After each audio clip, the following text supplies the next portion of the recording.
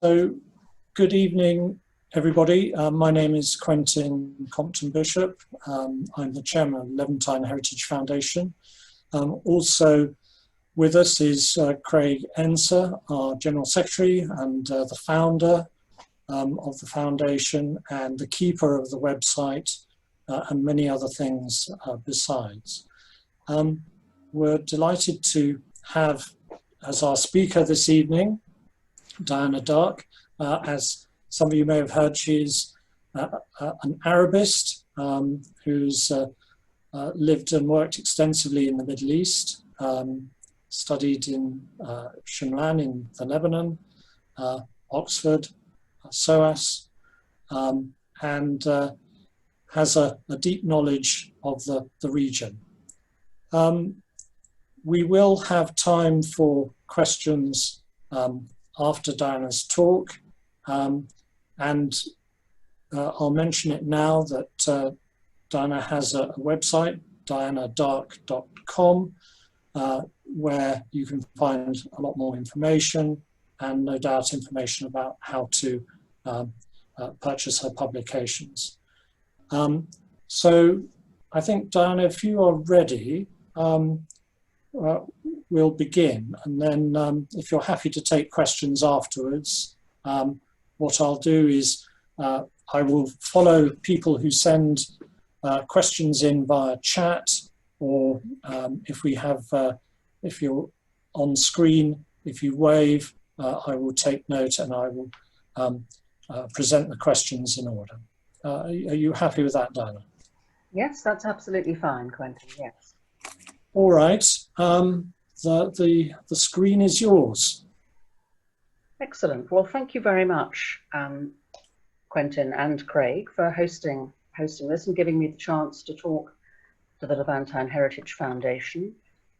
And I'm going to start by explaining the title of the book, which has been quite controversial because people haven't understood the double irony of it. It's actually meant to be quite funny, stealing from the Saracens. How ridiculous, you know, if you like, in that nobody can steal these kinds of architectural traits from somebody else. And just to explain why the title was dreamt up, if you like, it's because of the derivation of Saracens, saraka in Arabic, to steal, and so Sarakin are people who steal. So we called the Saracens people who steal, and yet we took things from them. That's the sort of double irony of the title.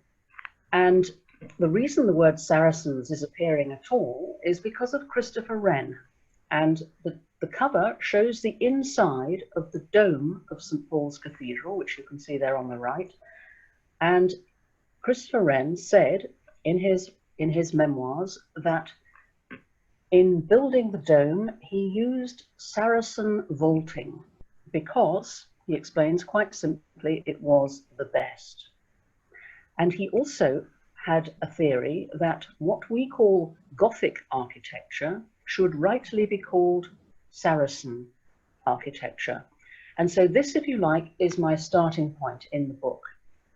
It's really an exploration of, is there any truth in this? What is the backstory to Gothic? And just to mention the Hearst website, by the way, the book is published by Hearst. It's a beautiful production. The full price is £25, but by putting in the discount of Saracens 25 on the website, they give you 25% off, and they send it to you for free in the UK, and £5 if you're in Europe, or £7.50 if you're anywhere else in the world. And they've done a brilliant job on the production of the book. It's got over 150 colour illustrations, and it's fully footnoted as well. So all the sources of the information that I'm going to talk about now is given. So the reason I wrote the book, it was all triggered by the fire at Notre Dame in April 2019. And when the world was transfixed at the sight of Notre Dame going up in flames, and the French nation went into mass mourning and said, our national identity is going up in flames, I looked at it and I thought, wait a minute, don't people realize the backstory of Gothic? here they are claiming this as their national identity, as if they are responsible for all of it, when in fact most of the elements of Gothic architecture actually came from far further east. So that's what triggered me to write the book. And on the right-hand side here, we have St. Denis, the decapitated saint, patron saint of France. And this statue actually is on the facade of Notre Dame. And I'm showing you his statue because it's a very typical case of a medieval muddle, a sort of tangled tale of mistaken identities, which is quite typical in the Middle Ages. There was a lot of this sort of thing where the patron saint of France, who was a 3rd century martyr, decapitated by Roman soldiers, he became confused with somebody else called Denis, or Dionysius as it was at that time, who was claiming to be a disciple of St. Paul. And this disciple wrote a very influential book called The Celestial Hierarchy, which is held up as the most influential book in the sort of philosophy of Gothic, of letting in more light through these high, tall windows. And so, in fact, that was the basis of Gothic.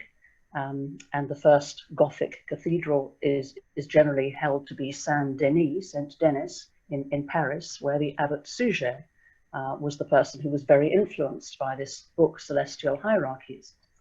But then centuries later, after the Gothic period was largely over, scholars discovered that this disciple of St. Paul, so-called, was a complete fraud. He turned out to be a Syrian monk who was also called Denis. So we have this muddle of 3 Denises.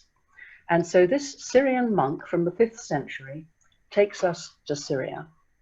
And when I say Syria, by the way, in what I'm going to talk about now, I'm not talking the modern amputated rump state of Syria. I'm talking historic Syria, which of course stretched from the Taurus Mountains right down to the Sinai, so the whole of the Eastern Mediterranean. And what we're looking at in this picture is the so-called dead cities, which are west and south of Aleppo in 3 separate groupings, and they are a series of settlements with over 2,000 churches, and collectively they represent this incredible transition from Roman pagan architecture into early Christian architecture. So they are the huge field of experimentation, if you like, in early Christian architecture, because obviously churches didn't just pop out. You know, they for the first few centuries there were no churches because there was persecution, obviously, and the religion had to be kept secret. So the first actual building that has been identified as a church is what's called a house church in Dura Europos. So these early Christian settlements here, dating from the 4th, 5th and 6th centuries, are the earliest example, an astonishing collection, a priceless collection actually, very belatedly recognized by UNESCO as a World Heritage Site in 2011, just after the war in Syria had actually begun, because most of them are in Idlib province, which is still rebel held, and the war is still ongoing there. So many of these areas are still subject to Russian and Syrian government airstrikes. So among the churches in the dead cities, there are 2 particularly famous ones. The one on the left is called Kalblause, the Heart of the Almond, and it's one of the earliest examples of what we today like to label Romanesque, the twin towers flanking a monumental entrance. And the reason it was built was to welcome pilgrims on their route to the church on the right-hand side, which is St. Simeon's Basilica. And St. Simeon's Basilica was the Santiago de Compostela of its day. I mean, pilgrims came from all over Europe, from Britain, to it. It was the most important shrine in Christendom because St. Simeon Stylites, stylos is Greek for pillar, so he stood and preached from the top of his pillar, And that rock there in the middle of the picture is what remains the stump of his pillar. And it was blown off that pedestal actually by a Russian airstrike in 2016. This is a detail of the carving in St. Simeon's Basilica. And I'm showing you this to give you a sense of the incredible craftsmanship of the stonemasons, because Syria is covered in limestone. And so the craft of stonemasonry is literally as old as the hills. And you can see the skill with which they portray the movement there on that capital, what's called the swaying canthus leaves. The movement is quite astonishing there. And very often it is nature is the subject matter. And there is precisely a column like this in Notre Dame Cathedral on the nave on the left-hand side. Now, St. Simeon, just to show you the extent of his influence in Europe, there are 2 villages named St. Simeon in France after him. I visited one of them in July, and this is a stained glass window on the left inside one of those churches showing St. Simeon preaching from his pillar. On the right-hand side is St. Simeon again on his pillar, and this one is a mosaic inside St. Mark's in Venice. And this is now Ravenna. And the reason I'm showing you Ravenna is because Ravenna has a huge Syrian backstory, which is very little known and very little talked about. But again, I was astonished to learn the extent of it. What we're looking at here is the church of Sant Apollinare in Classe. And Sant Apollinare was the patron saint of Ravenna, and he came from Antioch. And Antioch was the most, one of the richest and most powerful cities in the Roman Empire. Very, very wealthy city. And what scholars have discovered is that the model for the churches in Ravenna and the mosaics, the earliest model, San Vitale, tends to be the one that people quote most, the octagonal church of San Vitale. The model for this was a church in Antioch, which sadly no longer exists because of earthquakes in earlier centuries. But again, it was this octagonal building, which you can see in the ground plan in the top right there. And Classe is the port of Ravenna, which was stuffed full of Syrians. Every single bishop up until the year 425 in Ravenna was from Antioch, and the extent of Syrian influence was very, very marked, and I can see it very clearly in this mosaic. It's very like the same colors, the same iconography as the fragments of mosaic that still remain in some churches and monasteries in the Tur Abdin, in what is now southeast Turkey. And Ravenna, San Vitale, was a huge influence on Aachen, on Charlemagne's Palatine Chapel. So he visited Ravenna 3 times, and a lot of the raw materials were actually pillaged from there and brought. And indeed, in the warehouses of Classe, archaeologists have found that large quantities of raw materials for building all these magnificent buildings were shipped in from Antioch, including a lot of raw glass from Syria and Palestine. So that's what the early Muslims had to build on, if you like, the pre-Islamic inheritance, I call it. This is quite a big chapter in the book to explain what the early Muslims were able to build on. So that now, when the Umayyads came in as the first dynasty and set up their capital in Damascus, the first building that they actually constructed as a sort of political statement to say, we are in charge now, because when they first arrived, the Umayyads, they were actually, it wasn't even particularly clear to the local population that they were an entirely new religion. They were at first mistaken for just another heretical Christian sect. But so when you look at the Dome of the Rock here in Jerusalem, this first political statement by Abdul Malik in 690, you look at that and some people might say, oh, well, that's just a Byzantine building. Look at it, it's octagonal, it's got a dome. But it's not. Yes, it synthesized those elements of Byzantine architecture, but it's put all the mosaic work on the outside, whereas in Byzantine architecture it's always on the inside, and the outside is very plain. But not only that, inside the Dome of the Rock, there are two innovations which never existed at any point in Roman architecture or in Byzantine architecture. And these are very important for the backstory of Gothic. And those are the pointed arch at the bottom in the arcade. The first pointed arches appear. And just below the dome, you'll see an arcade there running across of the very first trefoil arches that appear in architecture. And here we have the Damascus Umayyad Mosque.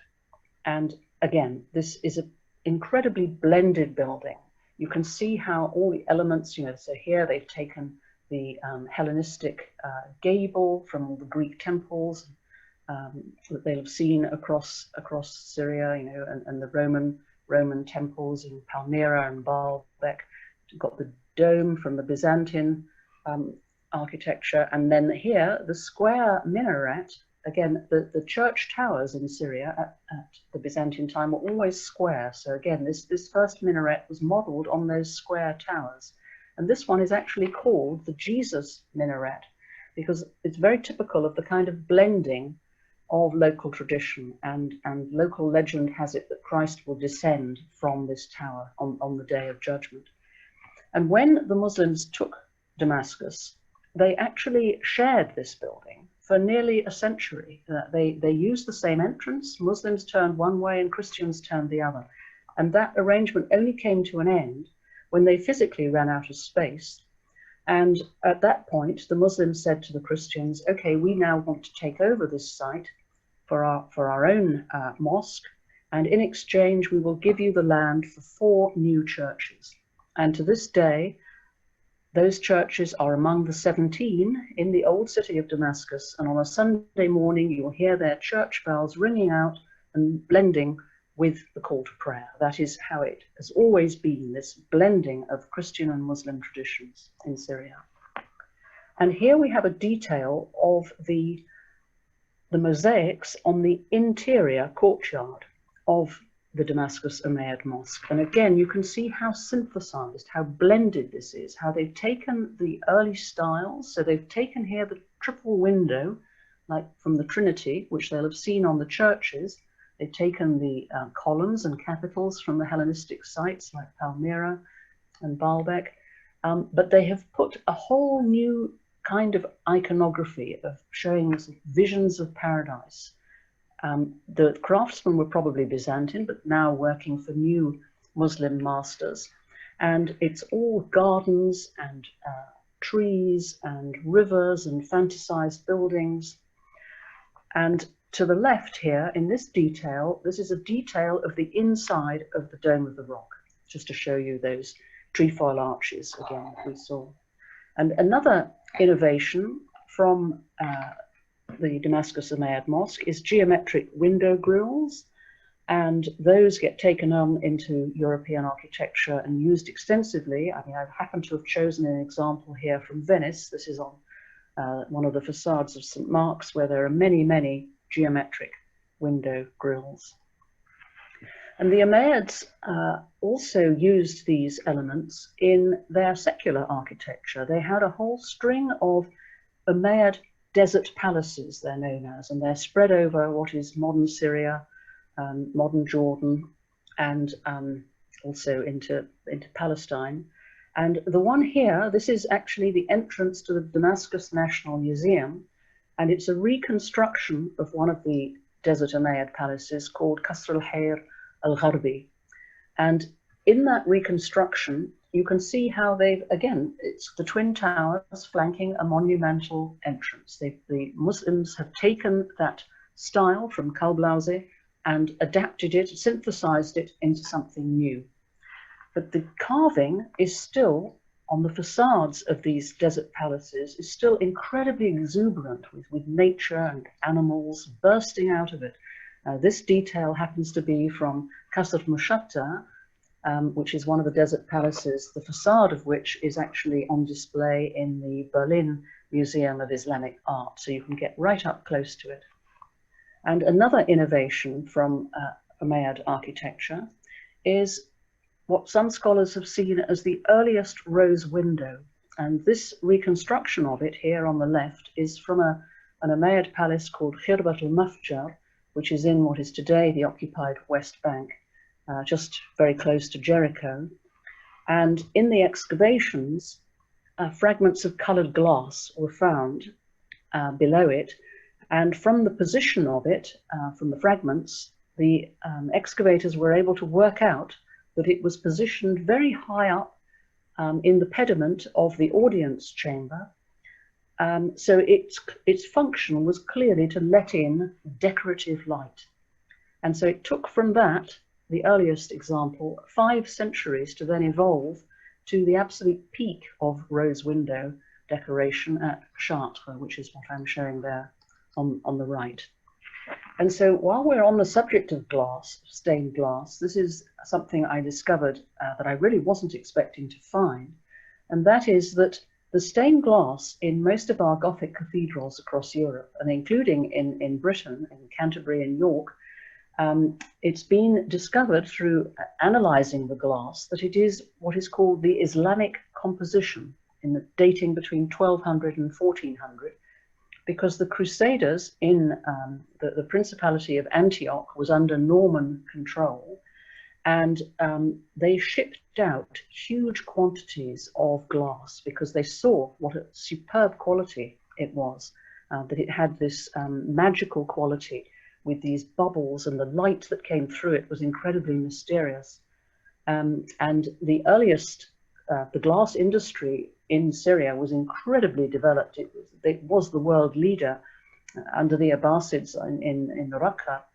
They had the perfect raw materials of the pebbles from the Euphrates, and they mixed it with a local salty marsh plant called ushnan, and that's what produced this astonishing glass, incredibly strong.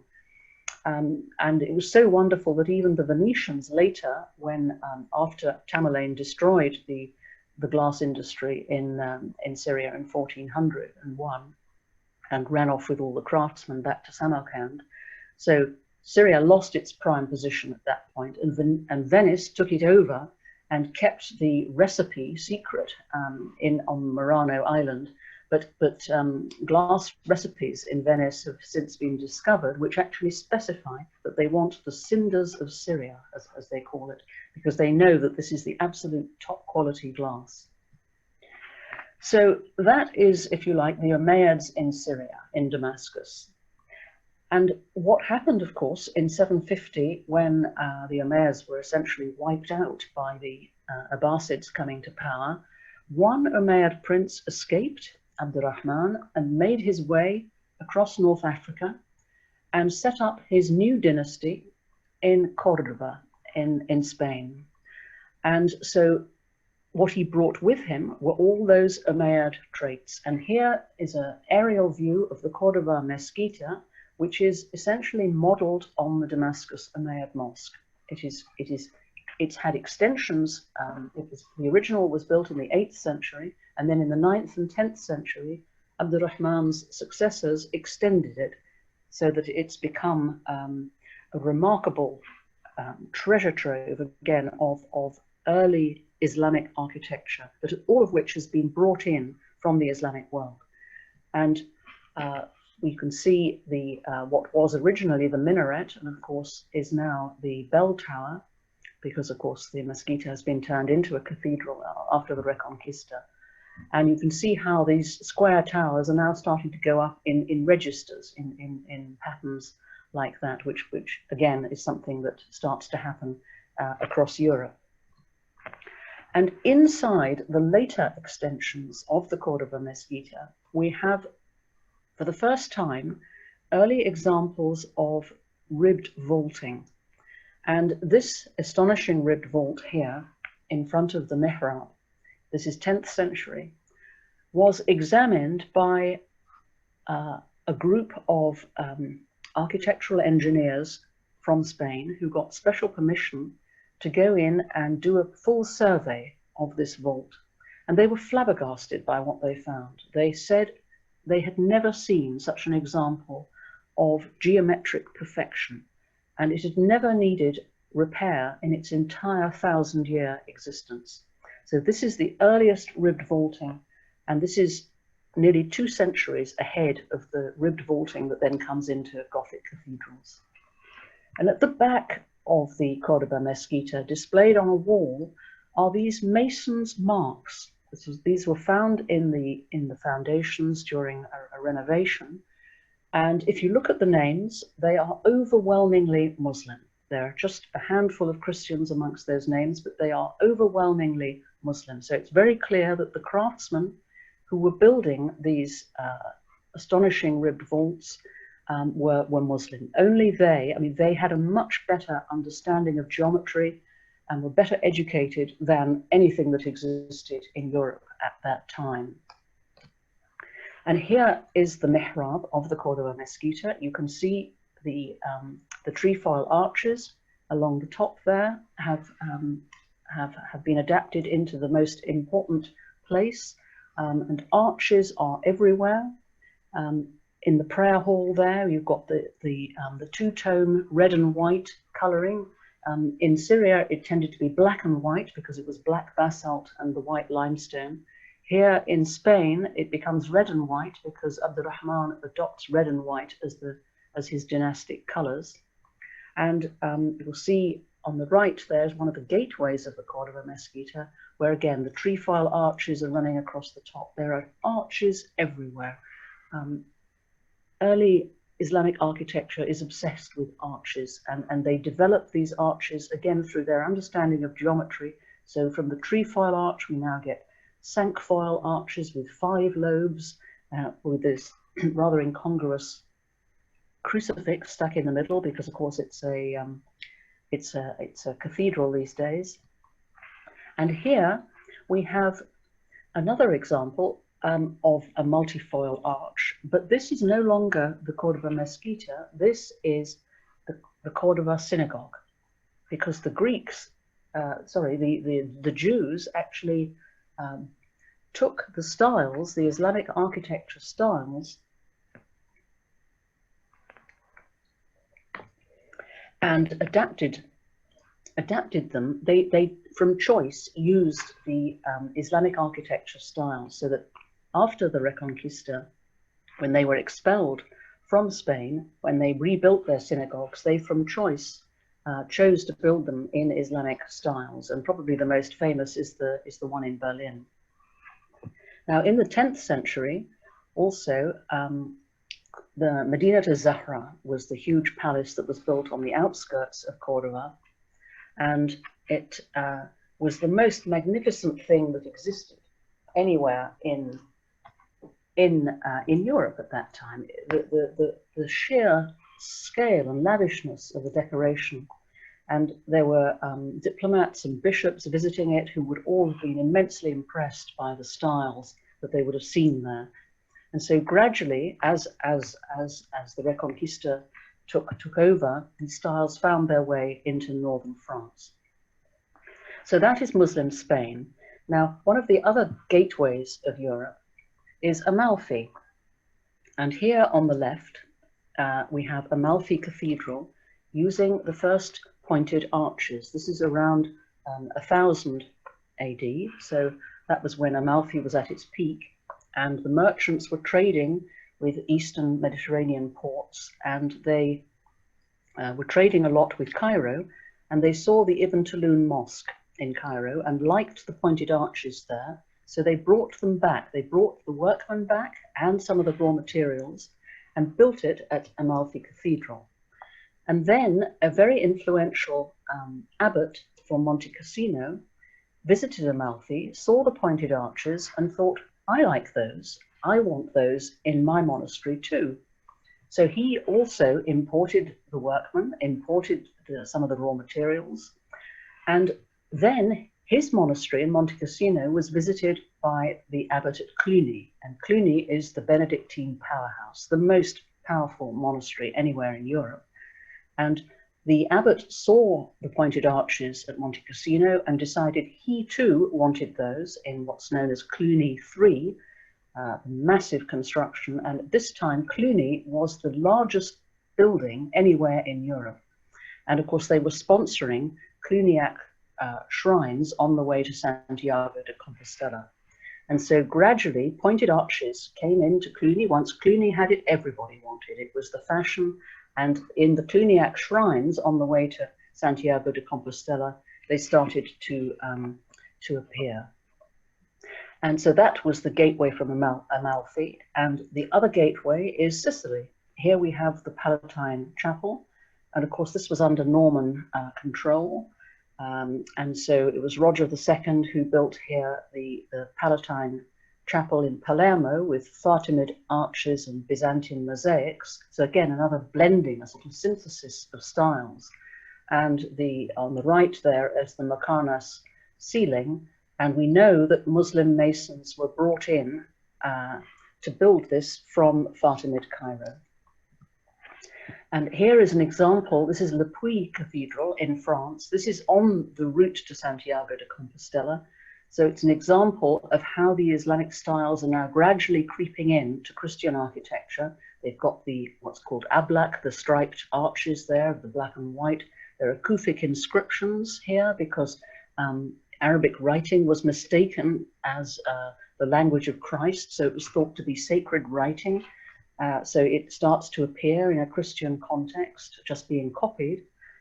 And of course, the Normans then, when they conquer England, start to bring in some of these styles. So on the left here, we've got Durham Cathedral, the Galilee Chapel, and you can see the way that those intersecting arches there are exactly the same as the intersecting arches on one of the gateways of the Cordoba Mesquita. All of these styles are gradually finding their way northwards into France. And it's worth remembering that the Gothic style we only called it that from the 16th century. An Italian art historian called Vasari, he coined the phrase Gothic and the phrase Renaissance. But before that, it was simply known as the French style. So it's around this time that, again, in Christian architecture and iconography, we start to get figures of Christ, God, as the creator of the universe, the supreme architect of the universe, with a pair of compasses, creating the globe. So this is the time when knowledge of geometry starts to come in, to the extent that it's seen as a sort of an example of God making the universe in perfect geometric and harmonious proportions. Just to touch briefly on some of the military innovations that came in from the Islamic world, here we have a castle, the Chateau Gaillard, on the River Seine between Rouen and Paris. And it was built by Richard the Lionheart after he came back from his crusade. And he learnt that this curved, scallop-shaped keep there, you can see, he learnt that these curved shapes were much better at deflecting enemy weaponry. And he spent the last 2 years of his life living in this castle, which was his pride and joy. He called it my fair castle. And the other thing that the Crusaders brought back, which again is very little known about, is the whole concept of heraldry, Saracenic heraldry. And this picture here shows the young boy king of England being crowned King of France, and in the backdrop, and this actually took place in Notre Dame in Paris, by the way, and in the backdrop there you can see the fleur-de-lis and the English lion, the signs of France and of England. But the very first examples of this, when the Crusaders were in the Holy Land, they saw Saracen knights having jousting competitions on horseback with blunt javelins, and on their helmets they had symbols. And the first fleur-de-lis was actually on the helmet of Nur ad-Din, and gradually this idea of symbolizing, your family or your clan or something like that, came back and was developed in Europe into the whole heraldry and coat of arms message. And incidentally, a lot of work has already been done on these things I'm mentioning. I am basically using the work of earlier scholars. So a German scholar called Meyer, he spent 10 years researching Saracenic heraldry. And all the references and sources are given in the book. Now here we have a pictorial map of Jerusalem, and if you like, it's a sort of example of fake news, because it depicts there, right in the center, the Dome of the Rock, sporting an onion dome, which of course it never had, and the date of this map is 1486. So at this time, Jerusalem was under the Mamluks, but there is absolutely no sign in this pictorial map, which was drawn by a pilgrim, of the Mamluk rule at all. It is purely showing the Christian city as they wished it to be. And it became so influential, this map, because it was the first printed pictorial map. So it was printed all over Europe for the next few centuries, and became therefore incredibly influential. And the reason the Dome of the Rock, a Muslim shrine, is shown center stage there is because the early Crusaders actually mistook it for the Temple of Solomon, and it is marked as such on the Crusader maps. And so, of course, it became very influential in influencing early church architecture. It's why we've got the Temple Church in London and the Temple Underground Station. There's a Temple Church in Cambridge. There are several scattered across Europe. And they didn't realize at the time that they were copying a Muslim shrine. Now, Venice, St. Mark's, now Christopher Wren specifically mentions St. Mark's as a building that he gives us an example of something built in the Saracen style. This is very typical of what he regards as the Saracen style, with all this delicate tracery and filigree crenellations, and the sort of exuberant decoration, if you like. And of course it has the Islamic domes at the back, which we'll come on to a little bit more detail. So Venice loved arches and Islamic architecture, and of course they were trading with all the cities in the east, with Damascus, Aleppo, Alexandria, Cairo, and they imported all the styles. They just loved it quite openly. So you've got chimneys there, which are like minarets. You've got trefoil arches. You've got pointed arches, and you've got there in the middle that circular pattern, the telephone dial motif, it's called, on the Palazzo Dario. That is taken straight off the Mamluk palace in Cairo. And then on the right-hand side, you've got the Doge's palace, which again, very, very delicate filigree, tracery, all of this very delicate work, full of arches and massive amounts of sort of very effusive decoration everywhere. And the Doge's palace spawned a number of copies everywhere, one of the most unusual and strange of which is this extraordinary carpet factory in Glasgow. It modelled itself on the Doge's palace as a sort of cathedral to commerce. It's the Templeton factory, carpet factory in Glasgow. And on the left here, we've got Burgos Cathedral, which Christopher Wren again mentions as a building constructed in the Saracen style in northern Spain. And again, the sheer sort of delicate effusiveness of the carving there is quite striking, very typically Gothic. And on the right-hand side there is an extraordinary building, probably the most remarkable Gothic building on the planet, still unfinished, the Sagrada Familia in Barcelona. It's not due to be finished until 2026, which will be the centenary of the death of Antoni Gaudi, the Spanish architect. And Gaudi was openly influenced by Islamic architecture. He states quite clearly, he says, "I am a geometrician," that is to say, I synthesize. And if one were to try to pigeonhole this extraordinary building that he's created there, you might call it something like Hispano-Saracenic Gothic. It fuses, it is the most perfect fusion of nature, geometry, and religion. And this is a detail of one of the facades, the Nativity facade of the Sagrada Familia. And you recognize again this sort of effusive nature bursting with life and fertility.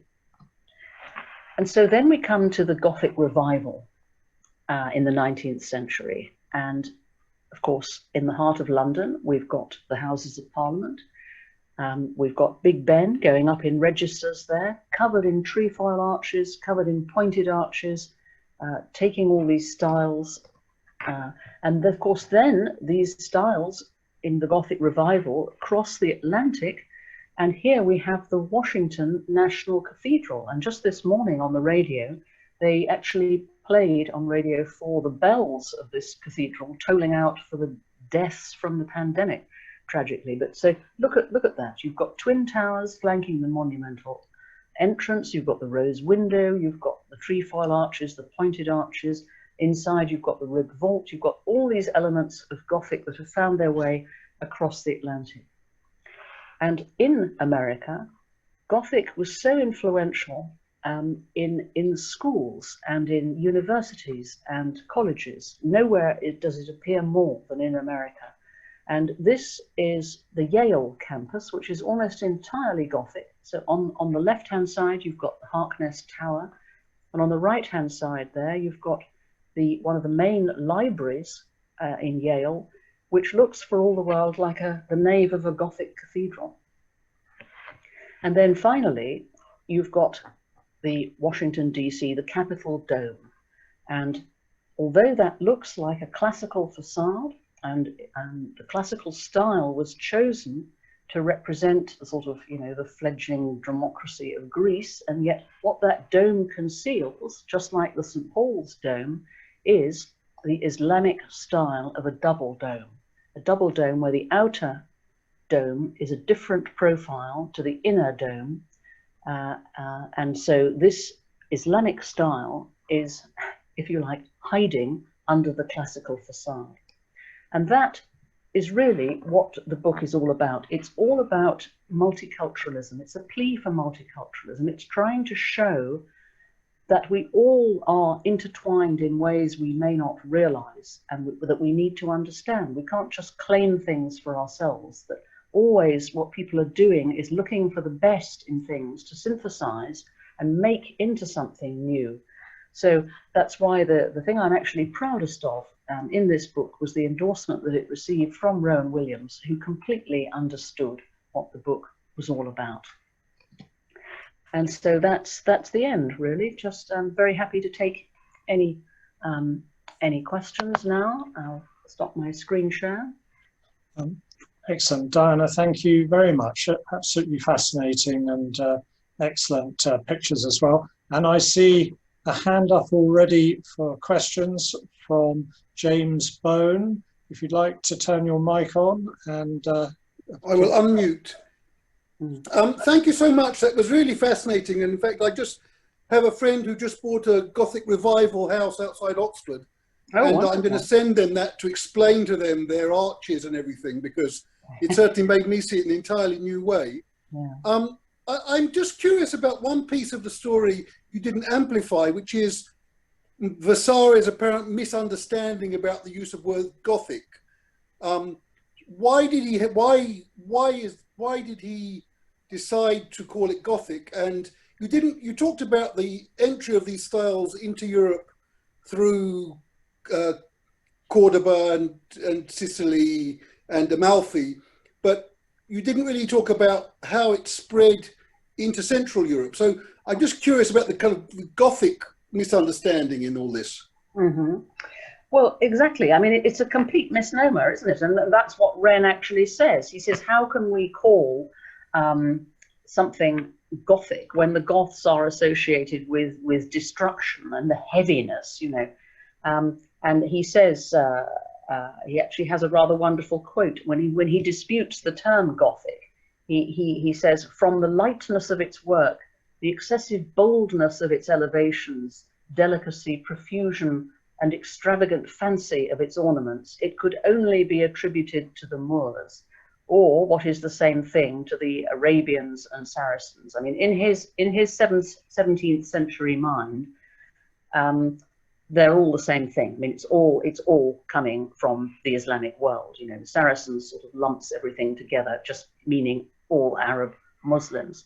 And it is ridiculous that the term Gothic was introduced so late in the 16th century by one random historian, and it's stuck when it's so clearly, you know, he was trying to, I mean, you know, as to why he used that. I mean, he was trying to suggest that it was, you know, what came after the Goths destroyed what was left of the Roman Empire. Really, it's as sort of basic as that. I mean,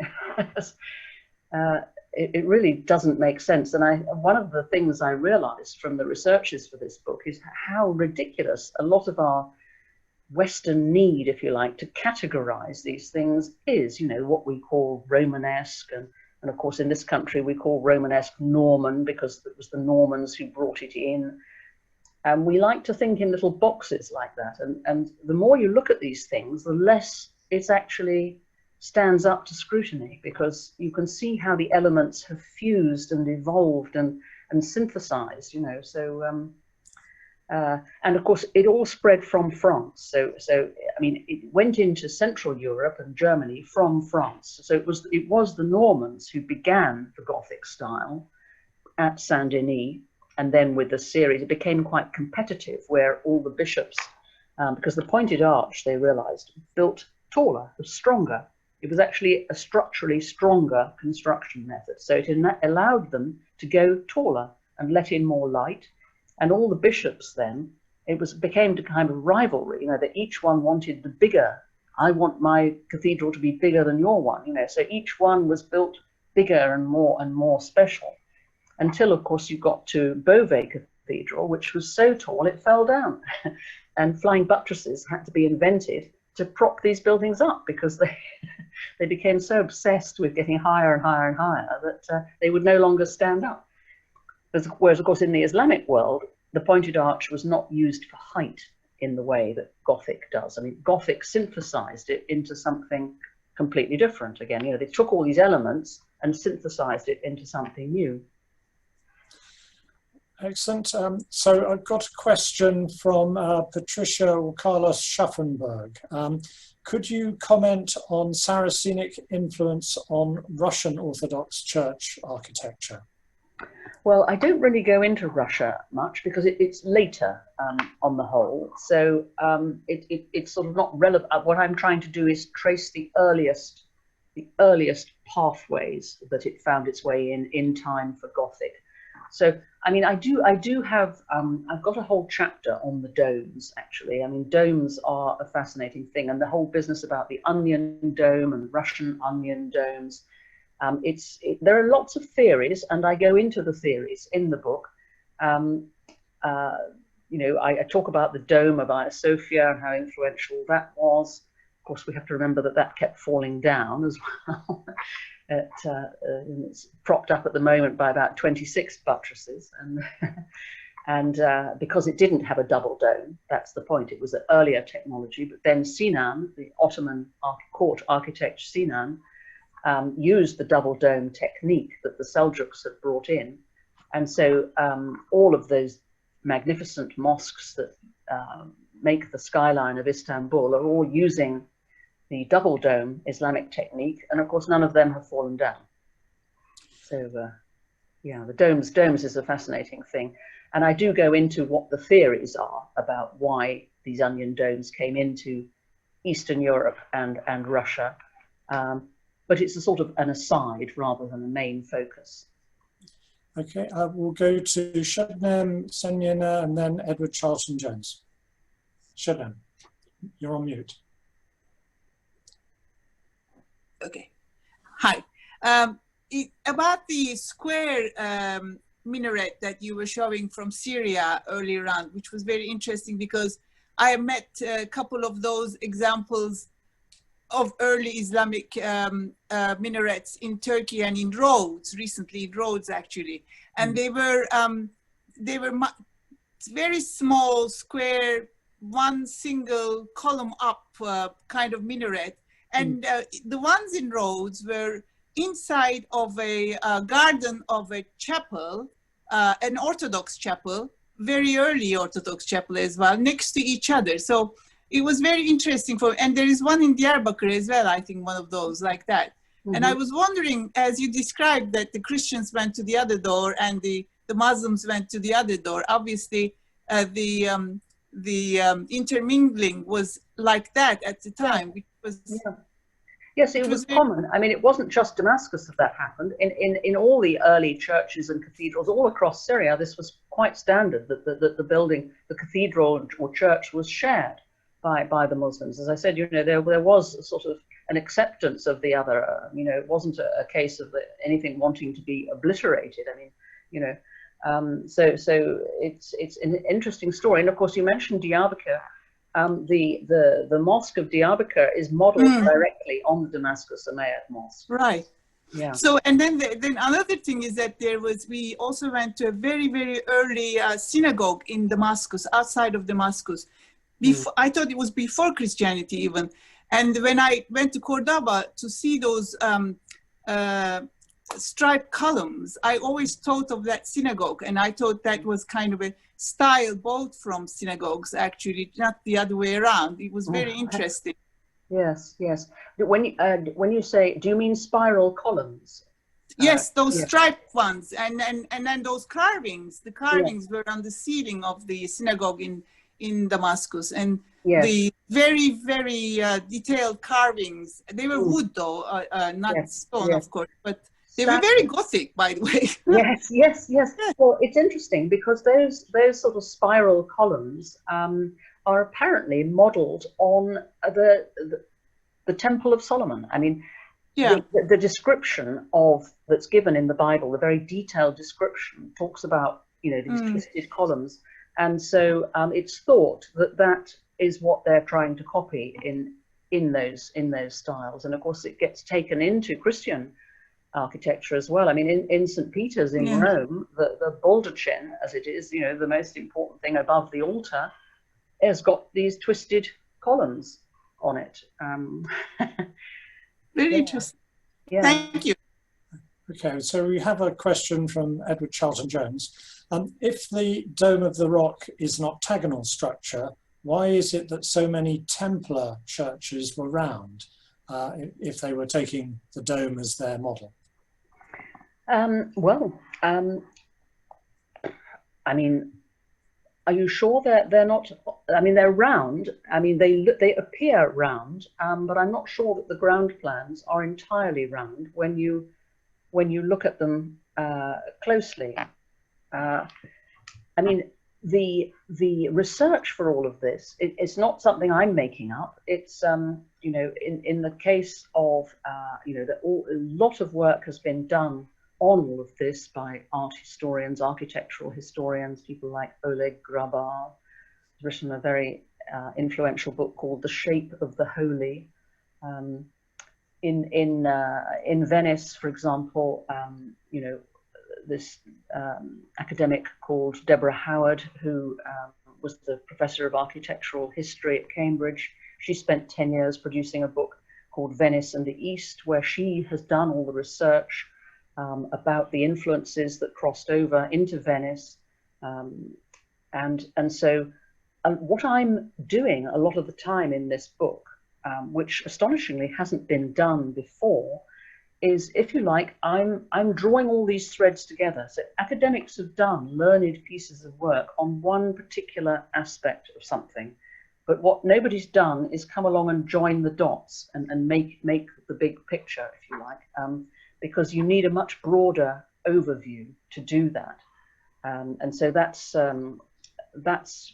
what I'm doing here. So as to the exact detail of that particular question, I have to go back to the sources and check exactly what they say about that. But there seems to be no doubt at all that the Dome of the Rock was what they were copying in these churches. I mean, that nobody seems to dispute that at all. It was much more influential than the Church of the Holy Sepulchre in Jerusalem, for instance. Okay, thank you. So I have a question, if I may. What is known about how architecture was developed, learned, transmitted, developed in early Islamic days? You know, where did it take place? Who are the leading lights? Who are the sponsors? Well, this is the thing, of course. The whole profession of architect as such simply doesn't exist until very late. I mean, even in Wren's time, in the 17th century, the profession of architect did not exist. I mean, Wren's title was royal surveyor to the king. You know, it's a fairly recent concept, and with the Gothic architecture, for instance, I mean, nobody knows so who was in charge of the building. I mean, what happens is that the abbots of the monasteries and the bishops put themselves forward as, you know, to take all the credit. So that stained glass window I showed, for instance, Abbot Suger at Saint Denis had put himself in the stained glass windows, you know, to make sure, and he labels himself to make sure we all know it's him. And he, you know, he wants to take the credit for it, and he then writes about it. But as to who built it, this remains a mystery. And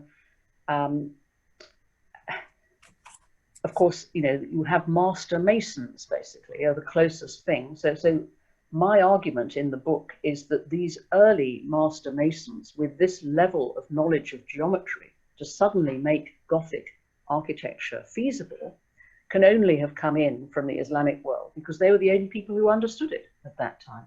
And then, of course, in time, they would have passed their skills over to the local Christian population, who then took it on. And of course, it's interesting that then, towards later Gothic, you start to get the names of the so-called architect or master mason. And of course, they're Christian by that stage, because you've had 200 years of it. So in that time, the skills have passed over. But in the Islamic world, it was the same story. So when a new ruler came in, a new caliph, he would institute some massive building program, and all the top builders and top craftsmen were summoned from everywhere, and the top materials were sort of, you know, brought from everywhere, often, you know, looted and pillaged from everywhere, the same as what Justinian did for Hagia Sophia. You know, he put out you know, a call all around the empire to bring in the best marble from everywhere. So all sorts of things were pillaged. You know, the Temple of Ephesus, of Artemis at Ephesus was pillaged, and beautiful green pillars were dragged away and formed part of the Hagia Sophia. So it's what happens is, again, is that the ruler takes the credit, and we simply don't know who the people doing the building work were. I personally hope that the burning down of Notre Dame and the fact that it's now going to be reconstructed with this huge team of experts, will actually give the chance for the first time to go very deeply into the origins of these early Gothic cathedrals. And I'm hopeful that they will find maybe a few masons' marks that will indicate the origin of these people. Some wood, for example, in Durham Cathedral has got Arabic numbering system on it. And this has been discovered in several cathedrals in this country. So slowly, evidence is emerging. But you know, it's been a complete blank, really. Who on earth built these early things? We simply don't know at this stage, because all the top dogs take the credit. Thank you very much. Any other questions? Oh, Shebnem. I quite like the idea just at this moment to, you know, open up the little pieces of Hagia Sophia where they came from, such as Ephesus. It would be quite a wicked idea to bring into the discussion. Yeah, well, it was what everybody did. It's you know, very good.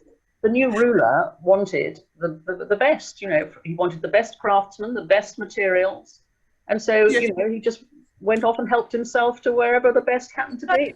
Rome is full of things like that. Yeah, exactly. Yes, and look at what happened with the Fourth Crusade, when when, you know, I mean, my goodness, you know, Christendom attacking Christendom and going and sacking Constantinople in 1204 and bringing back all that booty, you know, covering it all in Venice, you know, I mean, it was just astonishing.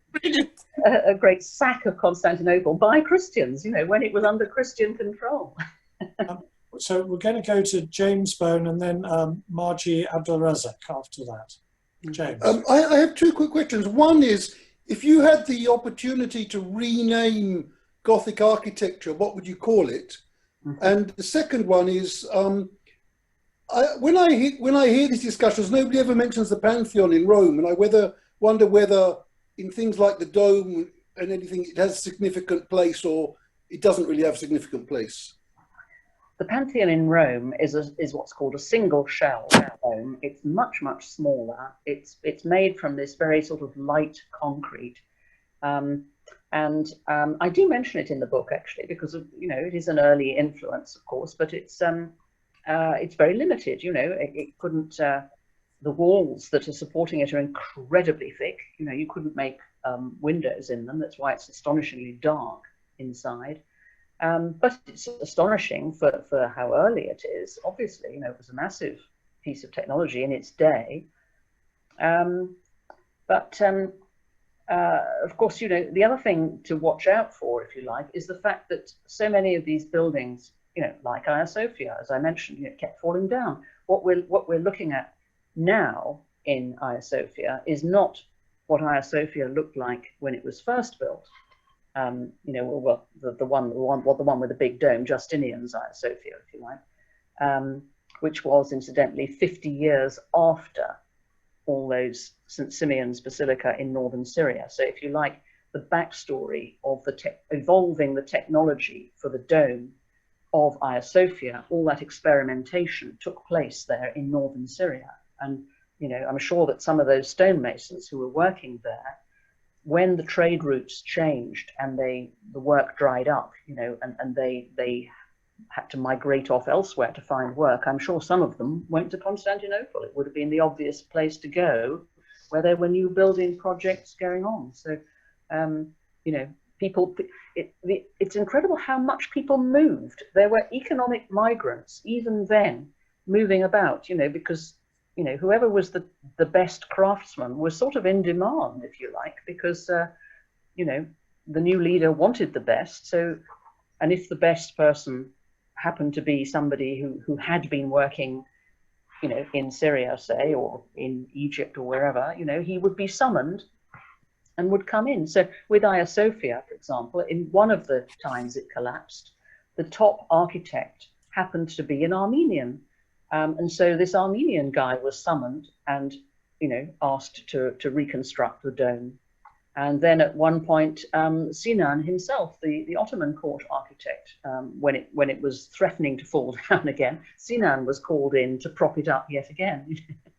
Yeah. So they've had an awful lot added on to them. So, and St. Peter's in Rome is another example. You know, it's been changed so many times, and that dome has been changed. And it took years and years and years to build, 5 different architects, you know, whereas St. Paul's, just one man, you know, Christopher Wren saw it through in 36 years, one man, one building. That's quite rare.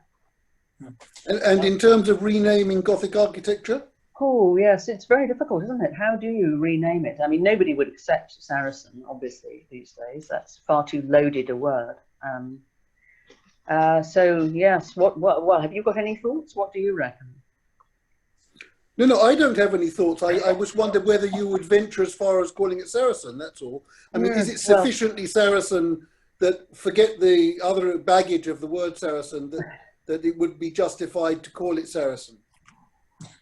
Yes, well, the thing is, there's no doubt in my mind that all the elements that make up the key characteristics of Gothic, which is the pointed arch, the ribbed vault, the trefoil arch, you know, the rose window, you know, all these elements all came in from the Islamic world. I mean, without question. But what Gothic then did was to synthesize it into something new. So Saracen influence, certainly, But yeah, no, difficult at this stage. It's too set. I think we're stuck with Gothic for now. But I still think it's important that people understand the backstory of it, because, as you say, it helps you to look at things with new eyes. I mean, here in my local parish church, which is covered in trefoil arches and pointed arches, it genuinely enriches my appreciation for it and for all Christian architecture, now that I can sort of sense what lay behind all of this. And it takes centuries and centuries to evolve.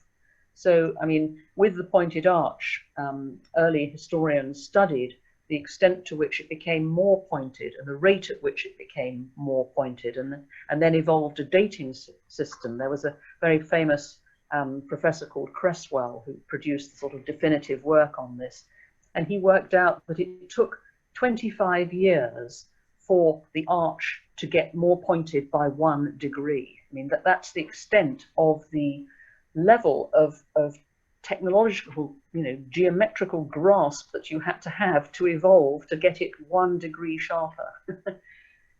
It sounds as though Gaudi wasn't confused by this Gothic label, though, that he immediately understood that it was Islamic because he came from Spain. Yeah, indeed, yes. Yes, it's fitting, really, that he should have produced, in some ways, the most Saracenic building of all. And it is astonishing because he has combined everything in it that you can see in Islamic architecture, and you can sense it, that way that the building kind of embraces you as you go into it.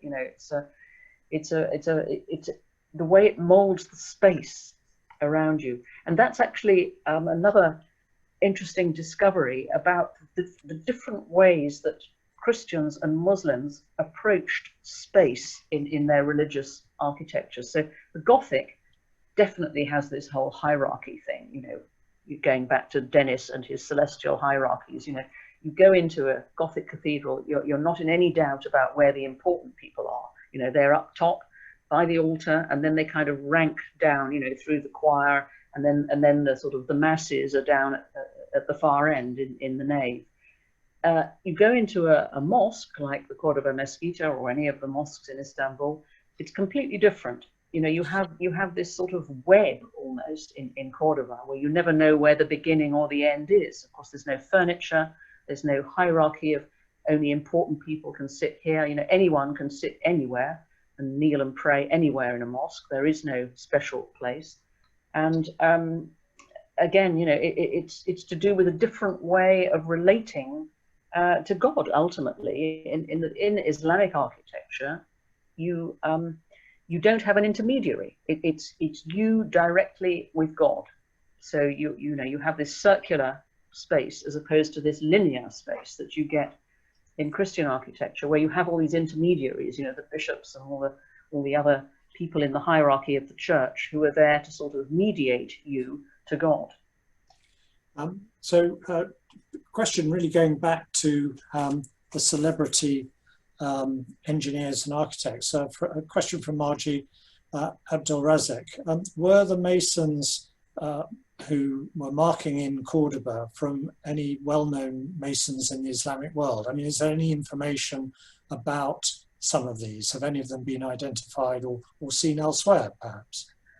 Absolutely not at the moment, no. I mean, again, I'm hopeful that as more scholars start to work on this sort of thing, more will emerge, because stuff is emerging all the time. I mean, the analysis of the glass, for example, in the cathedrals, that's all quite new. That's really only taken place in the 21st century. So, this is research of the last 20 years that is starting to make people understand more what nobody understood before, that all this glass was shipped in from Syria by the Crusaders. They just assumed it was Roman glass, made with natron, the Wadi Natrun and all that in Egypt. But in fact, that had all stopped by the time Gothic began. The Muslim world were the glass leaders, and the craftsmen preferred it to work with. It was much easier and more malleable. Because, interestingly, of all the impurities in the raw materials. That's what gave it this sort of special organic quality where because of the bubbles, if you like, the mysterious, the way the light comes through that, it's all deflected and creates a sort of magical, almost sort of spiritual atmosphere that you're never going to get with a new piece of glass. Just all that's lost immediately the minute you've got a perfect piece of glass. You know, that whole atmosphere goes, and that's going to be one of the big challenges, incidentally, when they do rebuild in Notre Dame. You know, how to retain that incredibly organic feel will be you know, seriously difficult, and there's no way they're going to manage it in 5 years like Macron promised. Yeah. Thank you. So a question, perhaps the last question, unless there's any other burning ones. What are your next projects? Have you got anything in mind? Well, to be honest, I'm still quite obsessed with this particular. At the moment, I'm on a quest to try to track down the zigzags, which seem to be credited with the Normans. You know, in our churches in this country, in Durham, you know, you've got the zigzag pillars in the cathedral there, and you get zigzag patterns on fonts and things, and all it tells you is this is a typical Norman characteristic. And I look at those zigzags and I think, wait a minute, I recognize those zigzags. They're all around my courtyard in Damascus, you know, in my house in Damascus. I mean, and I was told that's an early Mesopotamian symbol. And because I've now done some research into it, I think it's actually an early representation of water flowing, the zigzag, because the earliest written alphabet, the sign for water was a zigzag like that. And so it's kind of representing the spring in Islamic architecture. I think it's representing a spring, Salsabil, which is mentioned in the Quran as the spring of paradise, flowing all round the courtyard. And you see, the Normans would have seen these zigzags on columns, on all sorts of items in the vicinity of Antioch when they were there. They'd have seen the spiral columns from Apamea, and in Durham they're the spiral columns. You know, I mean, Apamea was under the Principality of Antioch, so the Normans who are running that show, if you like, and the Normans in Sicily, you know, they were the ones who had, you know, would have seen firsthand all of these things and brought them back. So I'm personally convinced that zigzag is not a Norman invention. You know, they brought it in because it's what they saw, and they saw how it was used in the Holy Land and in you know, other parts of the Islamic world, and adopted it as a sort of symbol of power. And the Seljuks used it in the same way. They used it as a symbol of power, marked important buildings with it. So anyway, stuff like that. I haven't quite got it out of my system yet. So I am actually commissioned to do 2 more books, but at the moment I've still got to get this one fully out of my system before I feel ready psychologically to move on to those.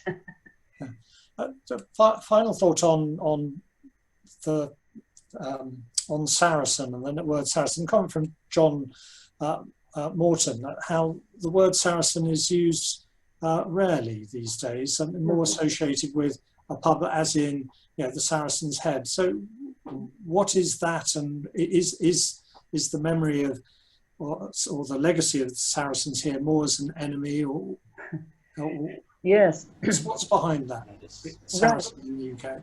Yes, yes. Well, you wouldn't believe how many hours I've spent researching the word Saracen, actually. And I've debated it long and hard with my Arabic professor at Oxford, who began life as a classicist. And so he did some digging and found that a Roman historian called Ammianus, who I think was 3rd century, he mentions the Saracens for the first. That's the first time they appear in writing. So this is pre-Islamic, nothing to do with Islam. And an early map by Ptolemy, so again early Roman, shows the Saracens marked on the map in an area of northern Sinai as a sort of tribal grouping there. And Ammianus says that the Saracens were known for their looting. So this is why the derivation fits with the way I'm using it in the title, you know, stealing from the Saracens, you know, stealing from the thieves, looting from the looters, you know. But of course, in the 17th century, when Wren was talking of Saracens, it was just the accepted word. It didn't really have so much of a sort of, it wasn't such a loaded word as it seems to become now. Except that, of course, you now got the football teams called Saracens, so it's not all bad. Can I just add something about Italian? Yeah. In Italian, it's noticeable Saraceni is used much more commonly and is more or less synonymous for pirate. Well, interesting you should mention Italy, because another audience member actually at a different talk, who herself is of Italian origin, she is from a place called Lucera in southern Italy, and she says there was a Saracen colony there set up by Frederick II, and as a result, a lot of people in the area have got the surname Sarrazin, which is, Saracen, essentially. And even in Switzerland, would you believe, again, somebody else told me that Sarrazin, spelt with Z's, is quite a common surname in Switzerland, showing the time when actually the Muslim conquest did, get to Switzerland at one point. So yes, Sarrazin, it's around, but we kind of don't recognize it. We sort of fail to link it with Saracen. Oh, John, do you want to add something? Yes, yeah, I had a quick look in preparation for Diana's talk at this book, The Legacy of Islam, 1979 edition. All right. Yeah. With Oleg Grabar that you mentioned. Yeah. I've never read it properly, but at the beginning on page 10, it's talking about the Western image and Western studies of Islam. It says this about the etymology. Christians had known about the Saracens long before Islam, and at first the Saracens' change of religion was hardly noticed. An account of the world dating from the 4th century, for instance, stated that the Saracens obtained, quote, by the bow and by plunder all they need to live. Yeah. There was no need to know any more. Scholars alone argued about their name, which was derived from Sarah, Abraham's wife, although they were descended, as their other name, Agarene, showed, from Hagar, the servant who was driven into the desert with her son Ishmael. But this discrepancy was a problem. So I'd mention Yeah. this, Well, that's interesting. I didn't know that Oleg Grabar had said that. That's good to know. Yes. No, that's not. No, let's see who wrote that. No, it's Maxime Rodinson. Okay, fine. Well, that'll do. Yes, I'm quite happy to take his Western word. image and Western study of Islam, but it is 1979, so I don't know whether that's. Well, I mean, I have to say that some of this early scholarship is pretty impressive, actually. Yeah, I think it's a very good book. This. Yeah. I mean, one of the most impressive books in my research was an astonishing tome, a huge book, just devoted to Khirbat al-Mafjar, the Umayyad palace in near Jericho in the West Bank, and it's the result of a succession, I think, 12 years worth of archaeological digs there before the creation of the State of Israel. I mean, he was working there under the British mandate, and with a Palestinian team. And then, of course, Israel was created and the whole thing came to an end. And so that was it. Boom. The whole team was disbanded and everything, politics entered it big time. And it looked as if all that work was going to go to waste, basically, that suddenly all their work came to an end. But one of the Rockefellers put up the money for him to collate it all. And my goodness, it's just astonishing. His drawings, I mean, I just gasp. I mean, he came back and became the keeper of antiquities at the Ashmolean in Oxford.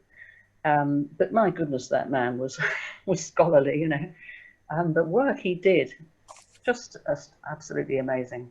And this is a book I stumbled upon actually almost by accident in the London Library. I was just, going through their shelves, and I recognized the name Khirbat al-Mafjar because I've been there myself several times anyway. And I thought, oh gosh, you know, that looks pretty impressive. If that's all, if all of that book is just about Khidmat al-Mafjar, that must be pretty amazing. And I mean, it was a gold mine for me, that book, absolute gold mine. That's where I first stumbled upon the trefoil arches, because he found them there too. In the reconstructions, he found the first trefoil arches. Amazing. Excellent, thank you. So I think we'll wrap that up now, but Diana, thank you so much. And thank you also to all the questions we've had. A really fascinating talk. And can I remind people that Diana's book is available from hurstpublishers.com. And if you put in the code Saracens25, I think that will give you a discount. So just a couple of quick things to wrap up. Very pleased to announce that in Turkey, the groups in Izmir and Istanbul have got together and formed the Levantine Association, and they held their first event last Saturday, and next Saturday, the 19th, there will be an online concert, an organ concert from the Holy Spirit Cathedral of Istanbul. Details are on our website. It's at 5:45 UK time. And our next talk will be on the 20th of January at a slightly later time of 6 p.m.